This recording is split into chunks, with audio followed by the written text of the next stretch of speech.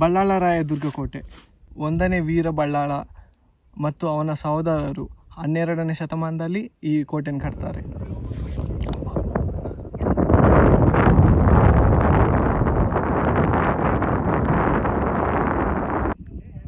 ನನಗೆ ಆಕಾಶದ ಮೇಲೇನೋ ಇದ್ದೇನಂತ ಅನಿಸ್ತುಂಟು.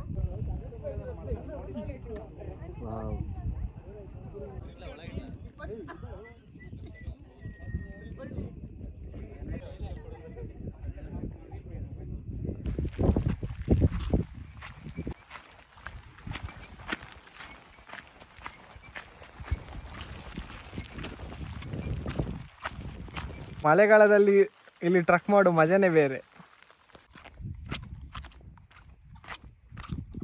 ಅಂಡಾಜೆ water falls ಇಲ್ಲಿಂದ ಹೋಗಿ ಅಲ್ಲಿ ಕೆಳಗೆ ಹೋಗಿ ಇಲ್ಲಿಂದ ಬಂದು ಅದು ಲಾಸ್ಟ್ ಅಲ್ಲಿ ಕಾಣ್ತದೆ ನೋಡಿ, ಆ ಪಾಯಿಂಟ್ ಆಗಿ ಪುನಃ ಅಲ್ಲಿಂದ ಬಂದ್ವಿ.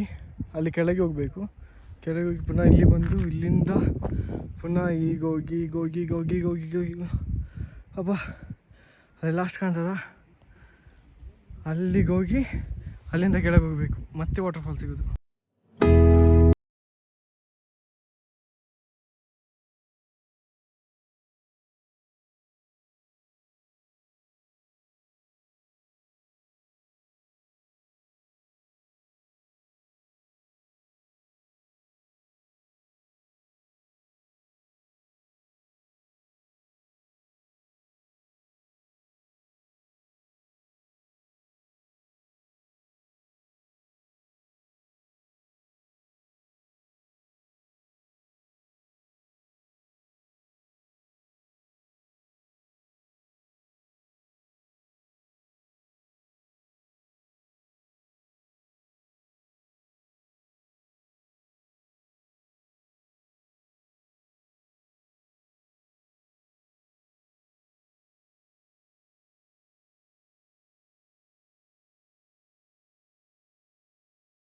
Welcome to Bandaje water falls.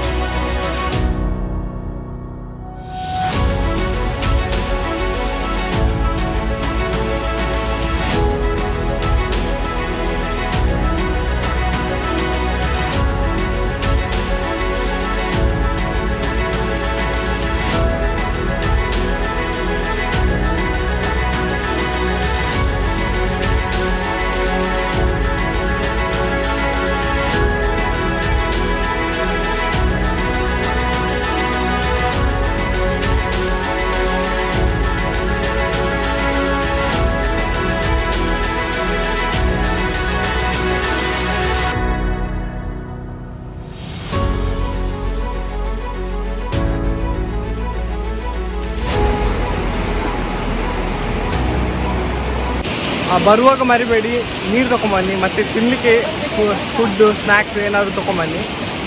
ತುಂಬ ನಡಿಲಿಕ್ಕೆಲ್ಲ ತುಂಬ ಇರ್ತದೆ, ತುಂಬ ಕಷ್ಟ ಆಗ್ಬೋದು. ಹೋಗ್ಲಿಕ್ಕೆ ಎಷ್ಟು ಕಷ್ಟ ಉಂಟು, ಬರುವಾಗ ಅದಕ್ಕಿಂತ ಡಬಲ್ ಕಷ್ಟ ಉಂಟು.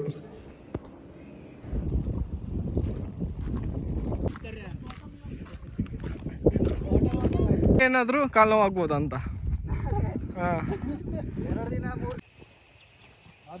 ಅಲ್ಲಿ ಕಾಣ್ತಾ ಉಂಟಲ್ಲ ಪಾಯಿಂಟ್, ಅದೇ ರಾಣಿಜರಿ ವ್ಯೂ ಪಾಯಿಂಟ್. ಟಿಪ್ಪು ರಾಜ ಬಳ್ಳಾಳನ ಮೇಲೆ ಯುದ್ಧ ಮಾಡಿ ಅವರನ್ನು ಕೊಲ್ತಾನೆ. ಆಗ ರಾಜ ಅಲ್ಲಿ ಸಾಯ್ತಾನಲ್ಲ, ಆವಾಗ ರಾಣಿ ಬಂದು ಆ ಬೆಟ್ಟದಿಂದ ಹಾರಿ ಸಾಯ್ತಾರೆ. ಅದಕ್ಕೆ ಆ ಬೆಟ್ಟನ ರಾಣಿಜರಿ ವ್ಯೂ ಪಾಯಿಂಟ್ ಅಂತ ಕರೀತಾರೆ. ಸುಲ್ತಾನ್ ಅಲ್ಲಾವುದ್ದೀನ್ ಖಿಲ್ಜಿ ಮಹಾರಾವಲ್ ರತನ್ ಸಿಂಗ್ನ ಯುದ್ಧದಲ್ಲಿ ಕೊಂದಾಗ ರಾಣಿ ಪದ್ಮಾವತಿ ಬೆಂಕಿಗೆ ಹಾರಿ ಸಾಯ್ತಾರೆ. ಇವರು ಈ ಬೆಟ್ಟದಿಂದ ಹಾರಿಸತ್ರು.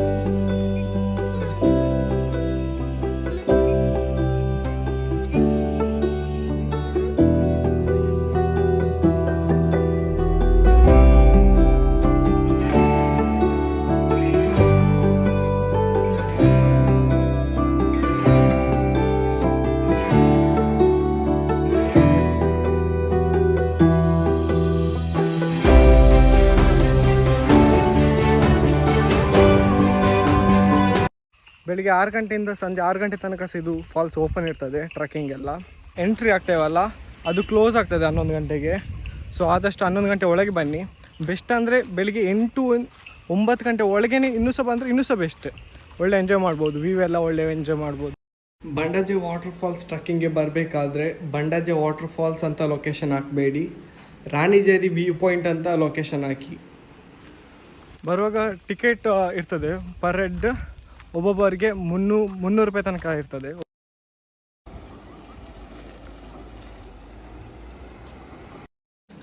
ರೋಡ್ ಅಷ್ಟು ಸರಿ ಇಲ್ಲ ಇಲ್ಲಿ. ರೋಡು ಒಂದು ಸರಿ ಮಾಡಿಕೊಟ್ರೆ ಇಲ್ಲಿಗೆ ಬರುವಂಥ ಪ್ರವಾಸಿಗಳಿಗೂ ಮತ್ತು ಇಲ್ಲಿರುವಂಥ ಜನರಿಗೂ ತುಂಬ ಹೆಲ್ಪ್ ಆಗ್ತದೆ.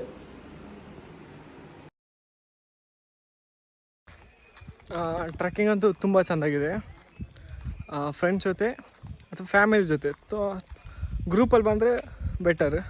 ಒಬ್ಬೊಬ್ಬರು ಹೋಗ್ಲಿಕ್ಕೆ ಬೋರ್ ಆಗ್ಬೋದು, ಬಟ್ ಒಬ್ಬರೇ ಹೋದರೆ ಸಹ ಯಾರಾದರೂ ಫ್ರೆಂಡ್ಸ್ ಆಗ್ತಾರೆ.